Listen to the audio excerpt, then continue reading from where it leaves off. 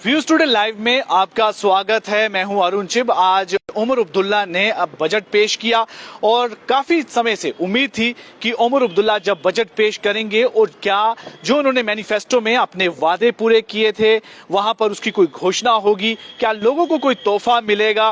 तो इसको लेकर उन्होंने तकरीबन 1.5 घंटे से ज्यादा का अपना भाषण दिया, ये बजट पेश किया और एलोकेशंस बताई अलग अलग डिपार्टमेंट में और कई तरह के प्रोजेक्ट के बारे में भी जानकारी दी। हालांकि हर एक डिपार्टमेंट, हर एक सेक्टर को उन्होंने टच किया, लेकिन जो मुख्य बातें इस पूरे बजट में निकल कर आई हैं, जो आम लोगों से सरोकार रखती हैं, उसके बारे में अभी हम आपको बताएंगे कि मेजर अनाउंसमेंट्स जो इस बजट में उमर अब्दुल्ला ने की वो क्या क्या थी। खास करके सबसे ज्यादा इंतजार था 200 फ्री जो यूनिट बिजली के, उसको लेकर तो उसकी भी उन्होंने घोषणा कर दी।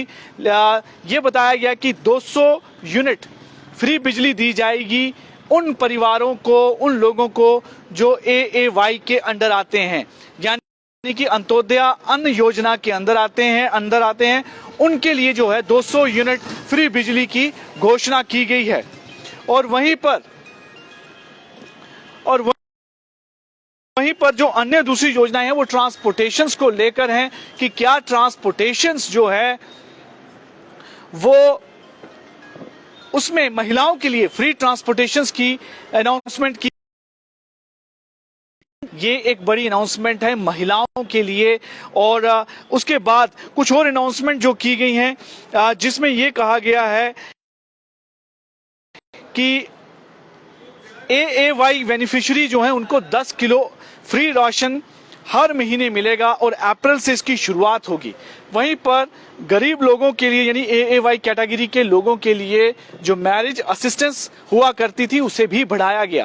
पहले 50,000 हुआ करती थी, उसे बढ़ाकर अब 75,000 कर दिया गया है।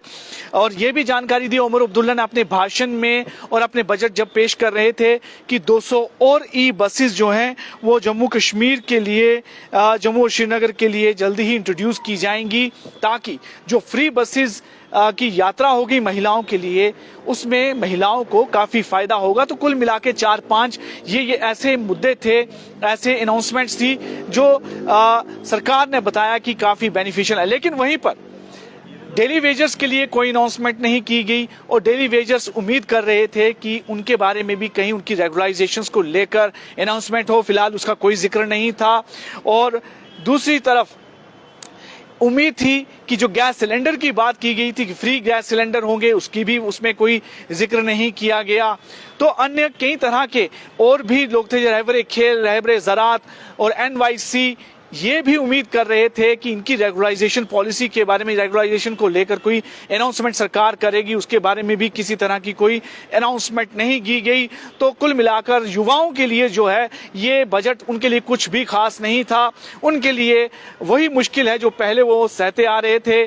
सिर्फ कुछ लोगों को जो है राहत दिलाई है, उसमें भी AAY कैटेगरी के जो लोग हैं उनके लिए ये राहत है। चाहे वो बिजली की बात उन्होंने कही कि AAY के अंडर जो परिवार आते हैं अंत्योदय अन्न योजना के अंडर, उनको जो फायदे होंगे। फिलहाल काफी मिली जुली रिएक्शंस थी इसको लेकर। और लेकिन अब आने वाले दिनों में इस पूरे बजट को लेकर डिस्कशन होगी। लेकिन विपक्ष भी जो है उन्होंने अपनी रिएक्शन दी, कुछ खास उन्होंने बताया नहीं। उन्होंने कहा कि ऐसा कुछ खास इस बजट में था नहीं। लेकिन देखना होगा आने वाले दिनों में कि किस तरह का ये सब बजट सत्र जो अभी चल रहा है रहेगा, क्योंकि अब बजट तो पेश हो चुका है, लेकिन जो एलोकेशंस हुई हैं और जो वादे इन लोगों ने अपने मैनिफेस्टो में किए थे उनको लेकर अब विपक्ष जो है वो पूरे घेरने की तैयारी करेगा।